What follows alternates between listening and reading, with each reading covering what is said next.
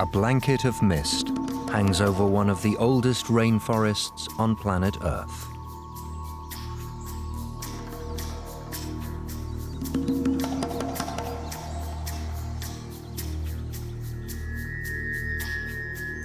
These hills have been cloaked in tropical forest since the land first rose up out of the sea 130 million years ago.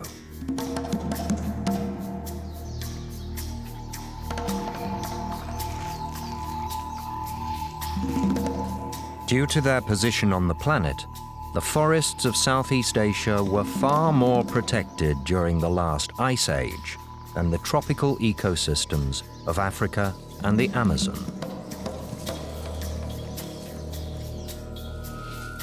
As a result, evolution has taken place here, uninterrupted, for incomprehensible periods of time.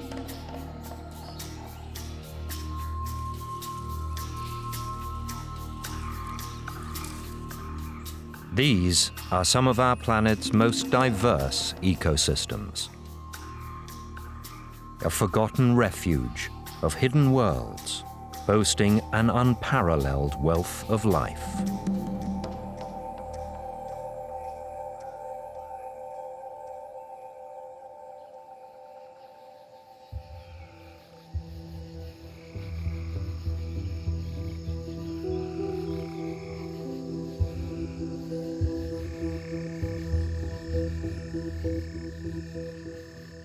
A female ogre-faced spider digests after a meal. Despite having many eyes, most arachnids have relatively poor vision. But this ogre-faced spider is a nocturnal ambush predator.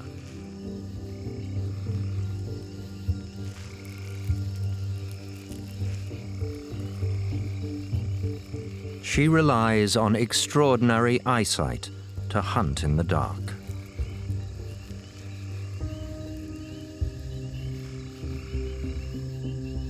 Her huge compound eyes are more sensitive to light than those of cats and owls. The spiders achieve this through a remarkable evolutionary adaptation. Each night, a large light-sensitive membrane is manufactured within the eyes and then rapidly destroyed at dawn. In this way, ogre-faced spiders have superb night vision, but aren't overwhelmed by the intensity of daylight. Carefully concealed among a nearby tangle of web and leaf litter lies her egg sac. The protective shell is made from a special silk. 4 weeks ago, she sealed her eggs inside the hard case. The stillness of the night air belies the activity within. There are around 200 eggs inside, and they're ready to hatch.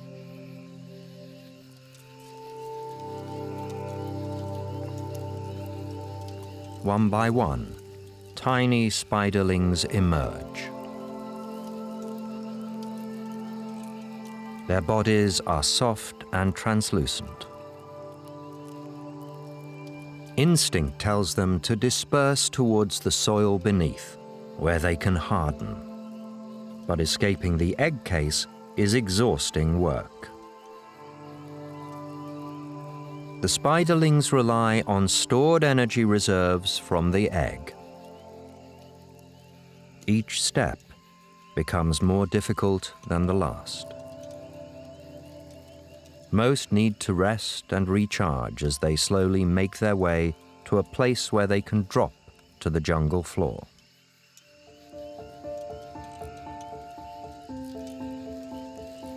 The first few soon find themselves in position.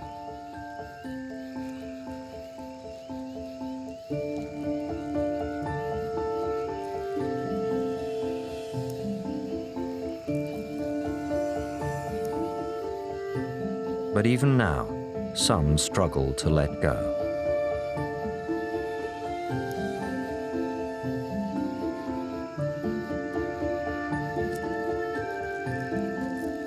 The soil beneath is a potentially hostile alien environment.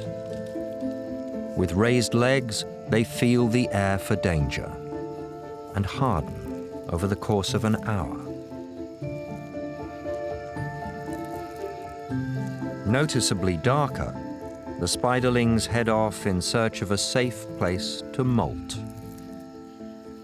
They will emerge transformed, ready to hunt.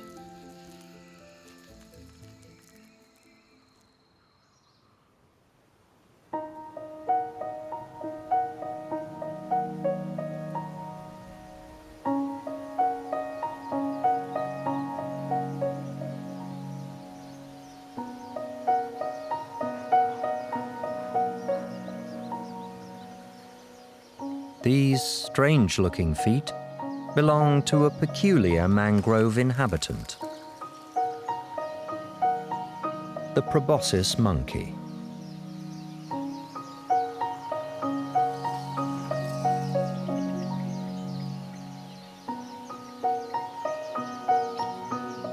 Why these monkeys have such enormous noses remains a mystery, but they are thought to impress females and intimidate rival males.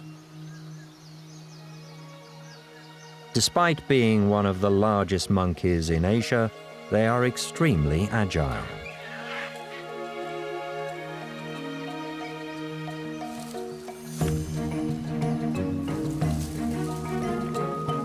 Moving between favored feeding trees, they negotiate the canopy using all four limbs and soaring leaps.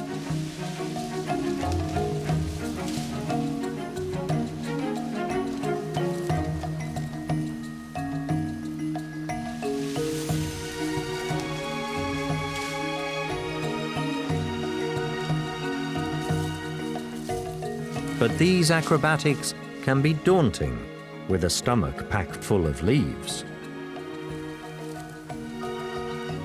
Those with more sense look for another way down.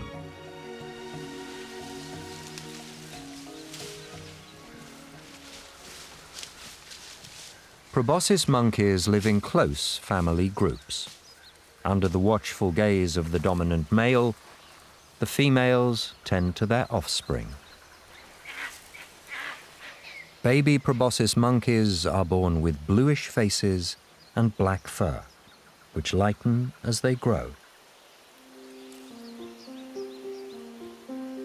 The newest member of the family is about 4 weeks old. She spends most of the day attached to Mum and won't begin to eat leaves for another couple of weeks.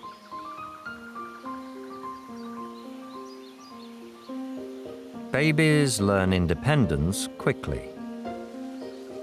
Parental care is shared by the females in the group, so she doesn't have much choice.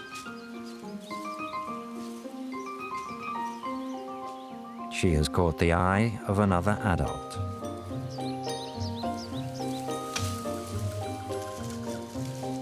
An overly enthusiastic aunt drags her away for a lesson in personal hygiene. Her slightly older cousins are a few steps ahead.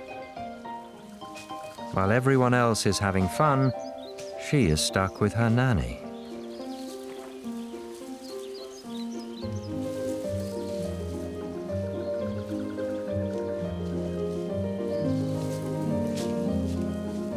Finding a chance to sneak away, she has a go herself.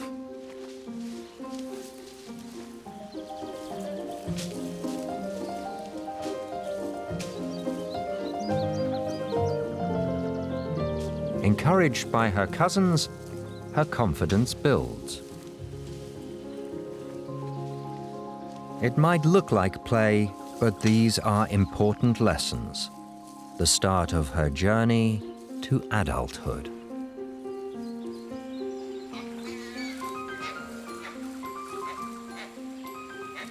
It isn't long before her mother decides that playtime is over.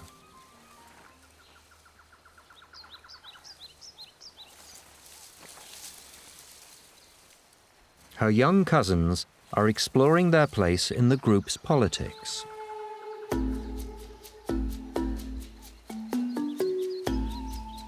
Grooming is a family affair. Everyone gets involved. It reinforces bonds within the group, keeping everyone pest-free and relaxed. For the youngsters, grooming helps them integrate into the troop and the Proboscis way of life.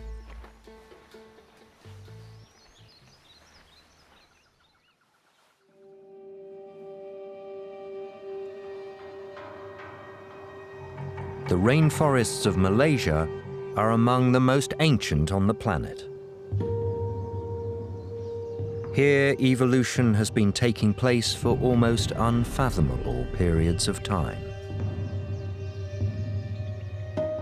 Every so often, something astounding emerges. A true wonder of natural selection.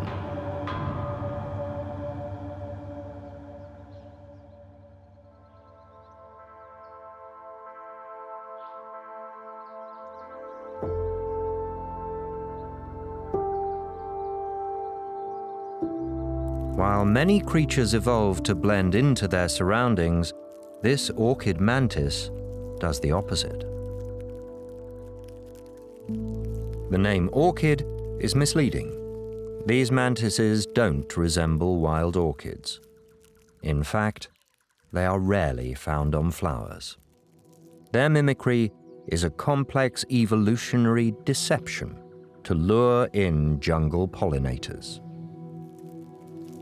Orchid mantises are the only insects to mimic an entire flower. Even this female's legs look like petals. But her mimicry is far more sophisticated than the beauty we humans can appreciate. It is now understood that her bright white appearance reflects the UV spectrum in the same way that flowers use UV light to guide in pollinating insects. She does this so effectively that insects find her more alluring than the flowers themselves.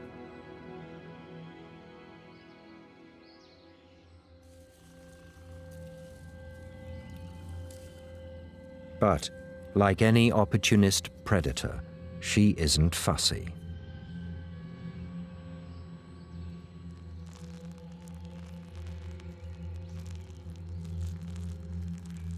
A silk moth caterpillar triggers her kill mode. The rest is instinct.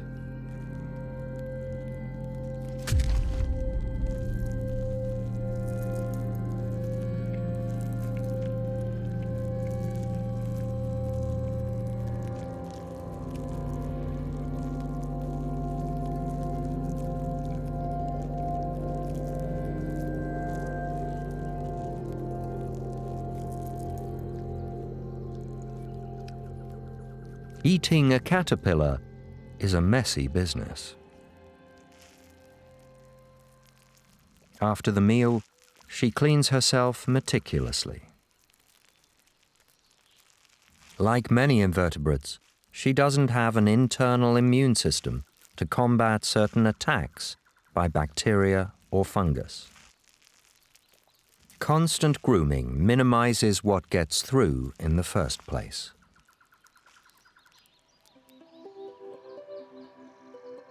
Like all mantises, she will go through a number of molts as she reaches maturity. But before she sheds her old skin, something unexpected happens. She turns pink. Mantises are vulnerable while molting. By turning pink, she reduces the amount of UV light she reflects, which makes her less likely to be disturbed by curious insects. She will only take a step when she can feel the leaves around her moving in the breeze. Finding a suitable place to molt could take a while.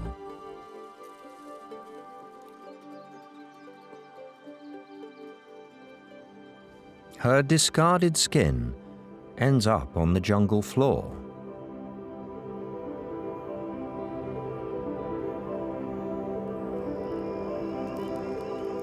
At dusk, the cleaners arrive.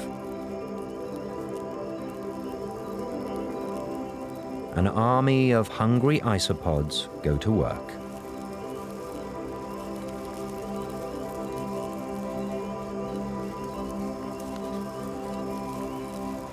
By dawn, nothing will remain.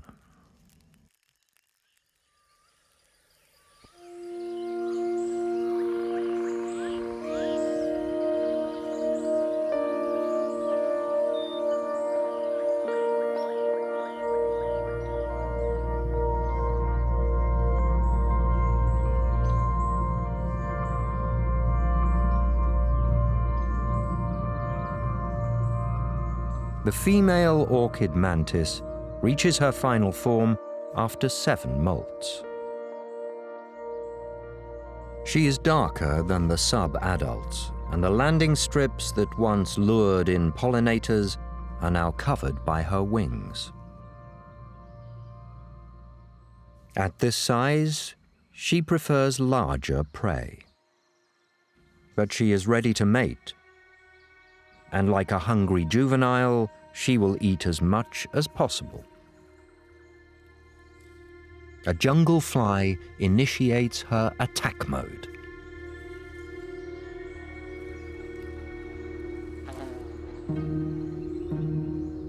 Flies have the fastest visual responses in the animal world. She must be patient.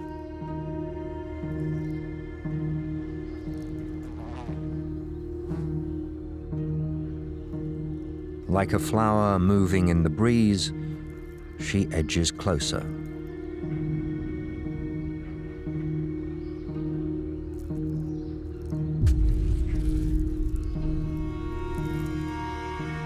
Her stealth is rewarded. This mimicry also protects her from predators, but sudden movements can give away her position.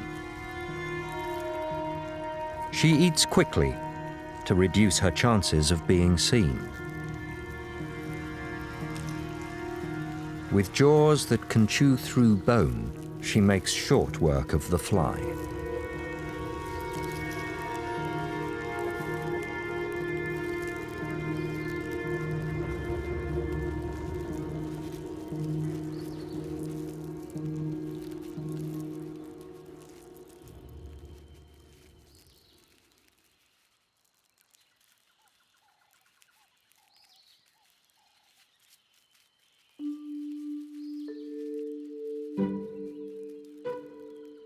The commotion hasn't gone unnoticed.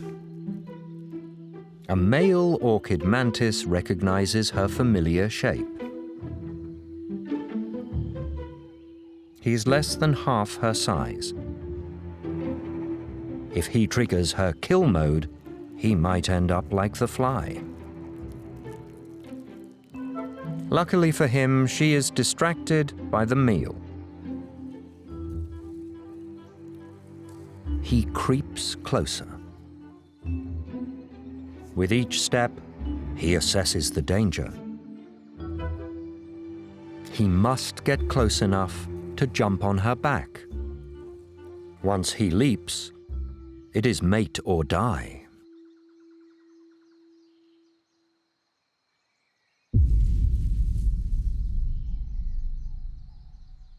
He freezes. She doesn't seem to react, giving him a chance to reposition.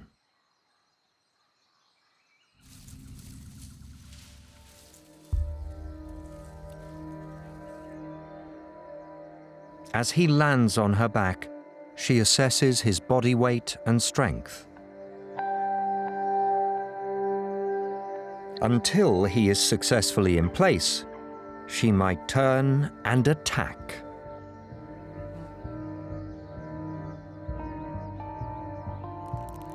He drums on her back to deliver the clear message that he is not a threat. His abdomen curls round and mating begins.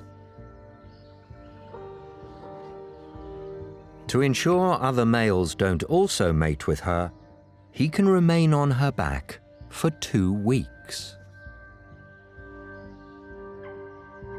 He will even hunt in this position. But for now, his mind is on other things.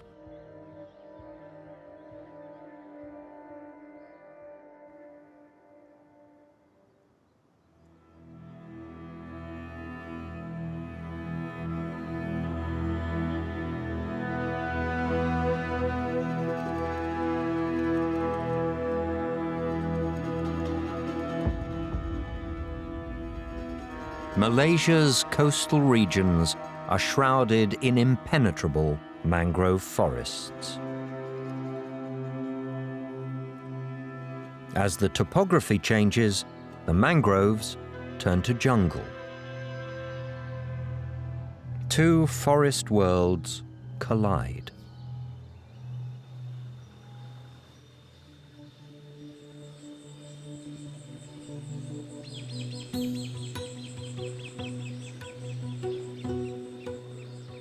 An oriental pied hornbill peeks out from her nest in a tree cavity.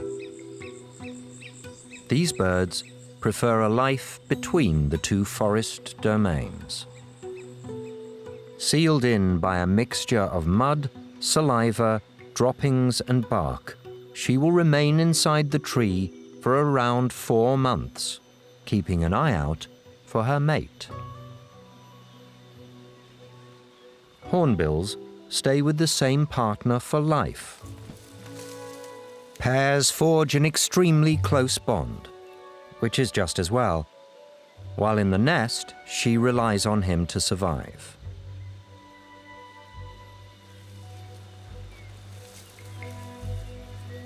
The male spends every waking hour collecting food and shuttling back to their tree.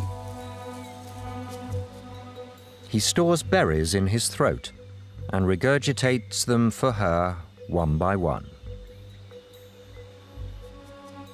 But she is not alone. With 3 or 4 hungry chicks to feed, the demand for food is increasing. On a busy day, he can deliver up to 500 food items.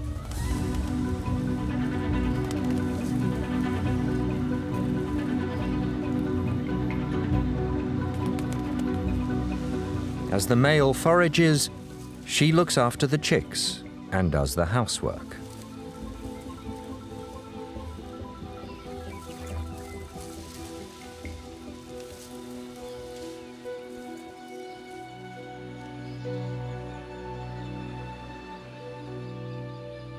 Hornbills are unable to excavate their own nests, so trees with suitable nest sites are rare. As long as the tree stands, the pair will return each year for the rest of their lives.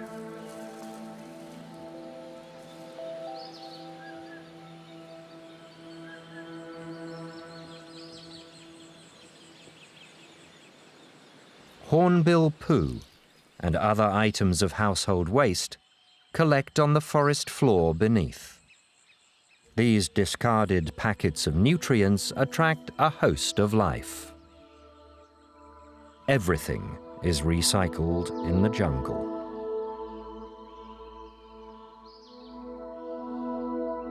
First to the feast are fungi and tiny mites. Larger animals aren't far behind.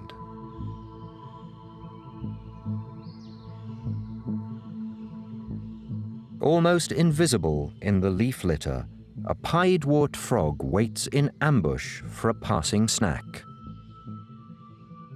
It isn't hard to see why these amphibians are also known as bird poo frogs. But their resemblance to the hornbill droppings might be coincidence. It is understood that these frogs actually mimic fungi on tree bark. Their striking camouflage comes from 3 layers of pigmentation cells. Through natural selection, these layers have evolved to resemble the background colors of the trees on which they live. Fortunately for the frogs, their disguise is just as effective in the leaf litter. Frogs are visual hunters. The positioning of their eyes on their head gives them almost 360-degree vision, perfect for spotting predators and prey. But their panoramic sight comes at a cost. These large prominent eyes can also give away their position. Their solution to this problem elegantly illustrates the complexity of evolution.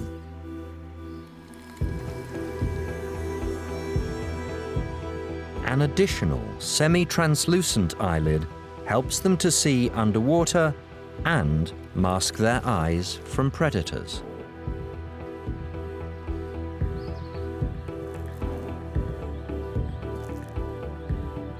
Flies and crickets are highly sensitive to nearby movement, so the frogs can't hunt them down.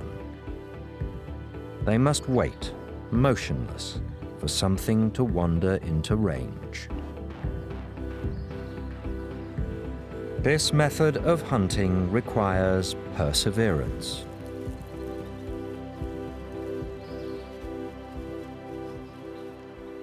Eventually, the frog's patience is rewarded.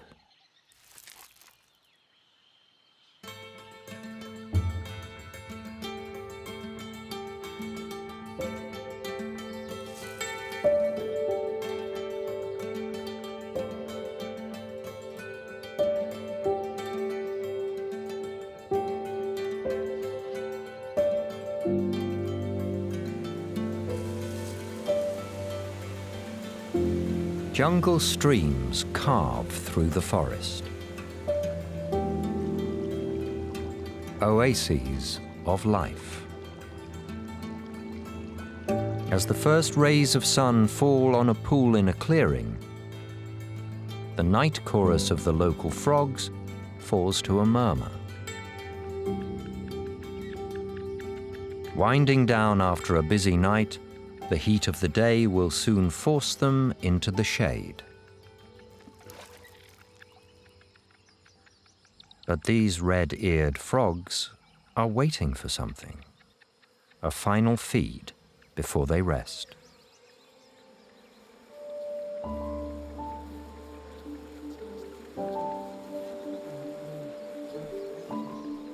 Not far away, a hive of stingless bees stirs. They are active pollinators throughout the jungle, but can't fly long distances. The nearby water lilies promise a bounty that is impossible to resist.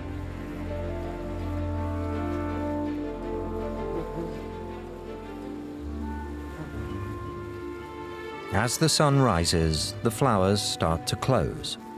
The bees must act quickly. This is what the frogs have been waiting for.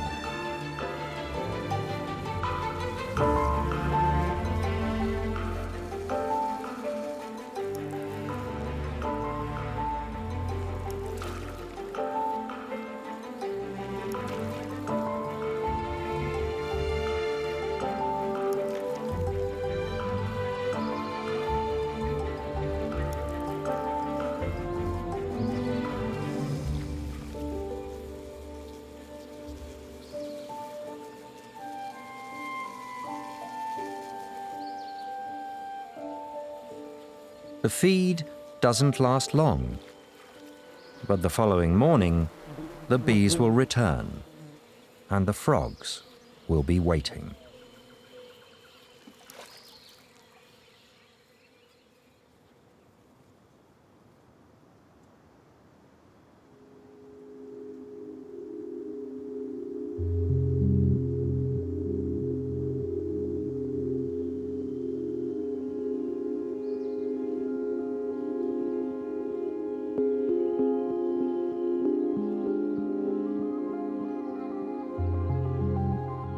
Back in the forest undergrowth, the female orchid mantis hides in plain sight.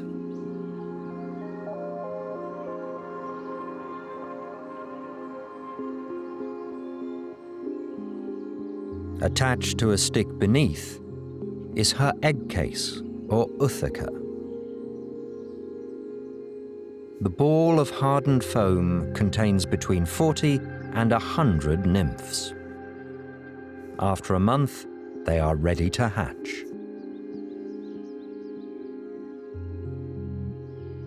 The nymphs emerge in a near-helpless larva form and immediately start their first molt.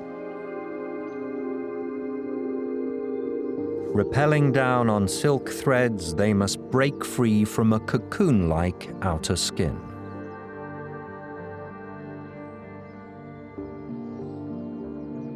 Familiar mantis features start to appear. Its head, legs, and antennae are soft and white. The tiny nymph is extremely vulnerable until it can wriggle its back legs free.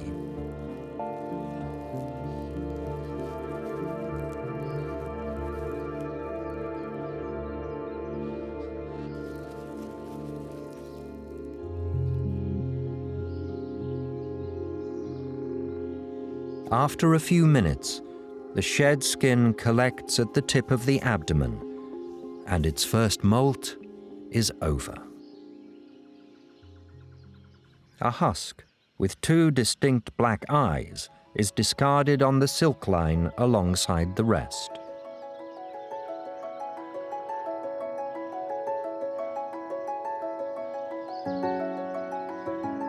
Newly hatched nymphs stick together. They set out to explore the world around them and find a secluded spot to harden. It takes about half an hour for their limbs and heads to go black. Last to harden are their mouth parts.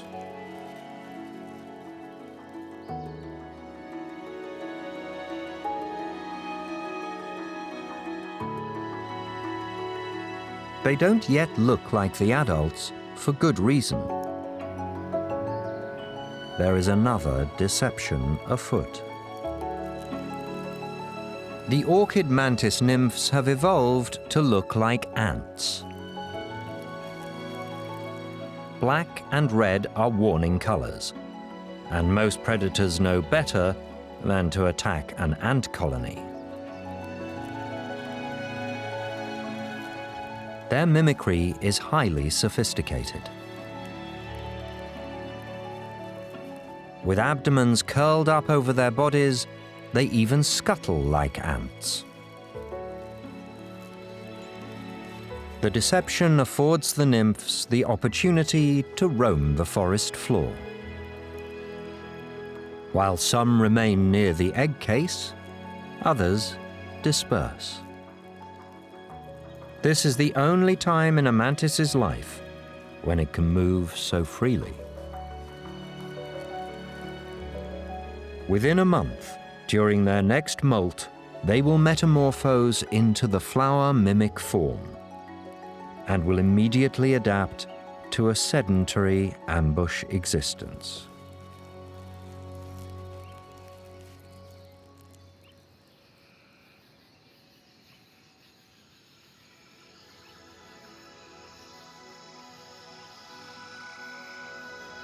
The baby ogre-faced spiders are also growing quickly. Exhausted, a spiderling hangs beneath its shed skin. This is its second molt. With distinctive hooded eyes, it has emerged a miniature replica of its parents. It will go through another 4 molts before reaching adult size. The short limbs that once stored food reserves have become long and slender. Now armed with formidable fangs, it will hunt to survive. Like many invertebrates, spiders have hard exoskeletons. To grow, they must shed their old skin. With each molt, they repair damaged parts and even regrow lost limbs, leaving behind a perfect cast of their former self. The spiderling can only grow while its new exoskeleton is still soft and expandable. Pumping hemolymph, its equivalent of blood, throughout its body, the spiderling slowly inflates. Helpless until its newly enlarged body hardens, it can only wait.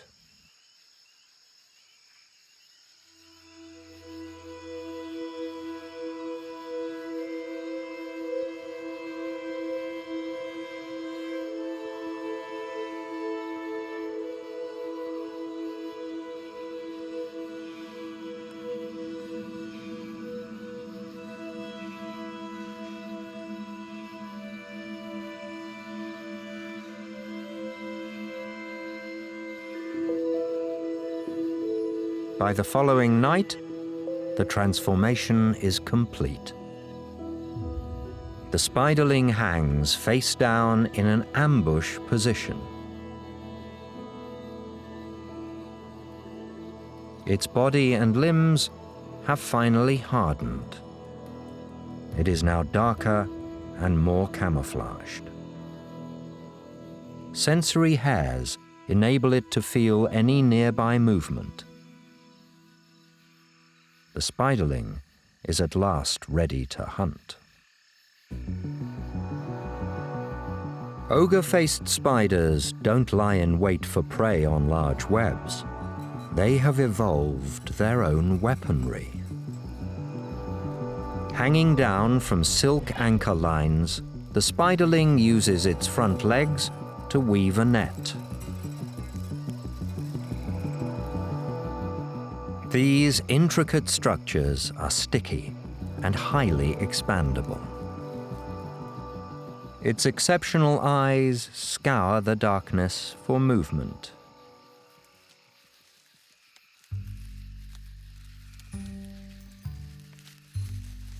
Something approaches. A giant stick insect on a hunt for fresh grazing grounds. Ogre-faced adults can catch prey many times their size. But this monster is far beyond the spiderlings. All they can do is scurry clear as the clumsy Goliath crashes past. It doesn't take long to spin another net. At this size, the spiderlings aren't after large prey. Although this one has caught a mite, the nets filter the breeze for pollen dust and airborne microorganisms.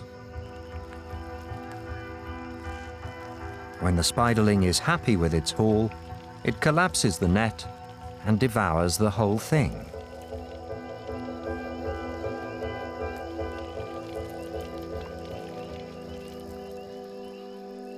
Nothing is wasted.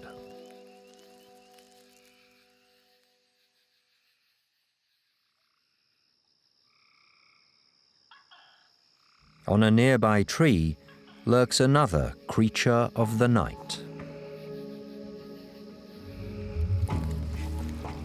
The tokay gecko, a master of disguise. Their bodies are a living landscape of intricate textures and colors. Each scale contains light-sensitive proteins that enable it to change color to blend into its surroundings. These lizards are visual hunters. large eyes allow them to see in almost no light. As a true gecko, the tokay has no eyelids. Instead, a transparent scale called a spectacle acts as a protective cover. They can't blink to keep this scale clean, but have a simple solution.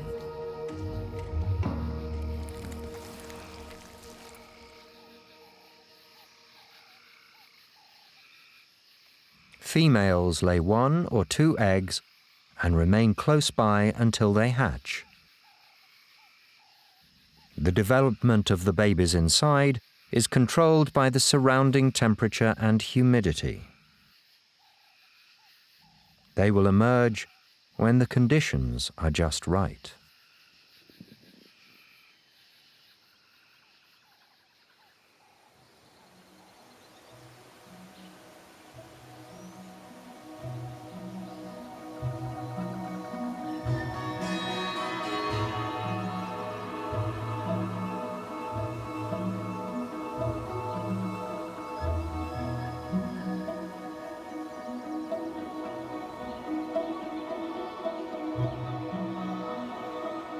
It is 8 weeks since the mantis hatch, and after a few molts, the nymphs no longer look like red ants. Still dwarfed by their mother, they are in a growth phase and must eat continually. With brilliant white bodies, they're at their most irresistible to pollinating insects. They must keep a safe distance from their mother. If one wanders too close, she will instinctively strike. Mantises disperse when there isn't enough food. For the moment, these infants have everything they need.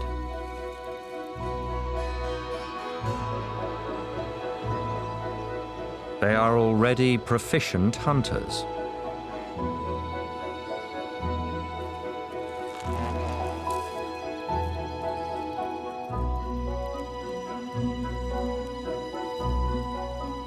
But being this small has its challenges.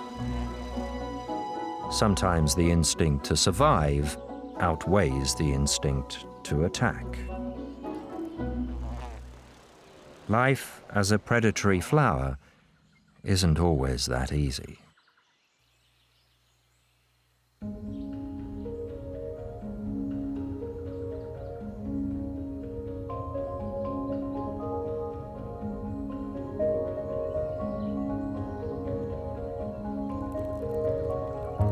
Like the ogre-faced spiders, many invertebrates evolved a reproductive strategy that reduces parental care and increases the number of offspring.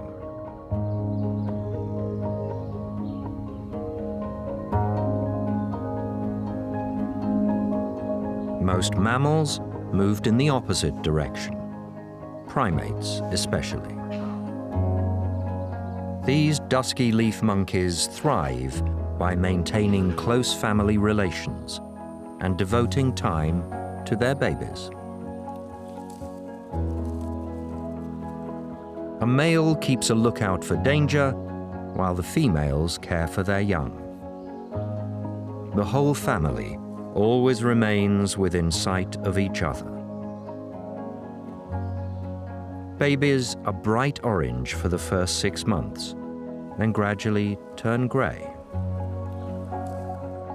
Mothers invest all their time in a single infant, staying together for the first year of its life.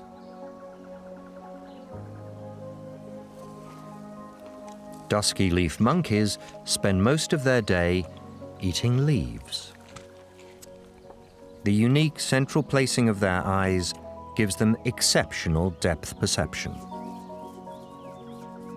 From an early age, they move confidently through the high canopy as they graze.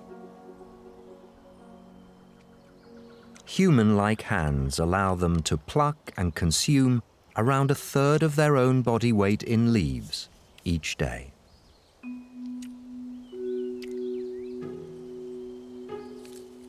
Dusky leaf monkeys lead relatively peaceful lives. This harmony is maintained through regular physical contact. Bonds between family members are reinforced by belly-to-belly hugging, while any troubles are ironed out with meticulous grooming sessions.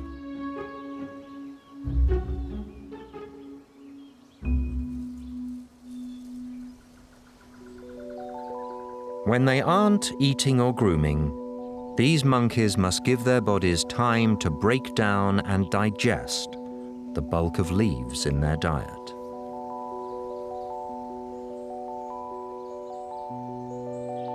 Everyone finds a suitable perch to stretch out and allow their stomachs to get to work.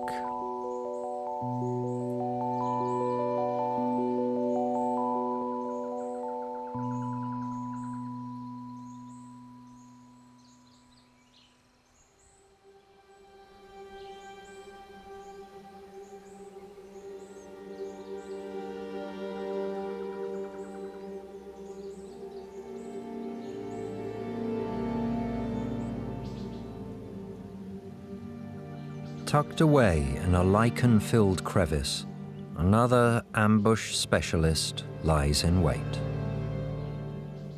The David Bowie spider. Pressed flat against the bark, the tangle of hair softens the outline of her body and breaks up her shadow. A foraging cockroach is oblivious to the danger. More than just camouflage, each hair is a sensory receptor. She can feel the cockroach's approach in the air. The spider will only pounce when the cockroach strays into reach. She needs a little luck, which she doesn't always get.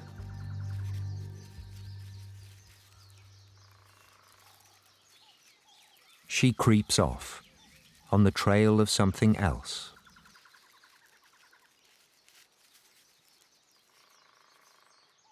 Settling on a dried leaf, she once more disappears into her surroundings. Jungle flies are foraging for tree sap.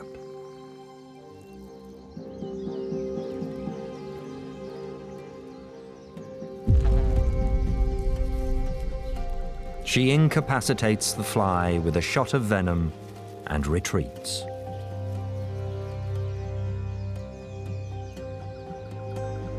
Before she feeds, she assesses the area for potential predators. Her 8 eyes scan for movement. Her sensory hairs bristle. Once settled, she lays down silk anchor lines by rotating over her prey. These provide a firm grip while she eats and an escape route in the event of attack.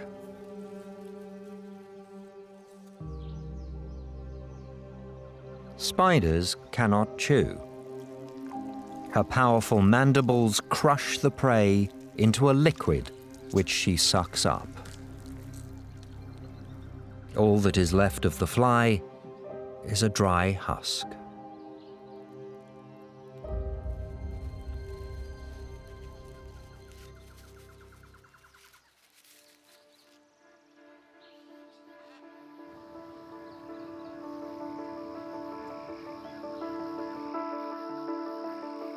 It is around 300 days since the female tokay gecko laid her eggs. After months inside the shell, the babies hatch in less than half an hour. They are more or less identical to their parents, only much smaller.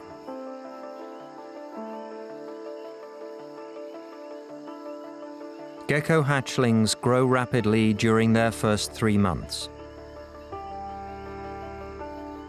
Their growth rate then slows as it reaches an equilibrium with local resources. Like crocodiles, they can continue growing for the rest of their lives. Geckos emerge into the world with all the information they need to survive on their own. From the moment they hatch, geckos are completely self-sufficient. Compared to the helpless state of most newborn mammals and primates, this evolutionary adaptation is astounding. Nature at its most effective.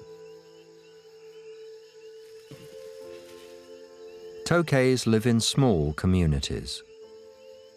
The hatchlings will remain in the group until some disperse, maintaining the gender balance across the local population. But for now, with their first few breaths, they are acclimatizing to a strange new world at the start of their own journey through life in these ancient forests.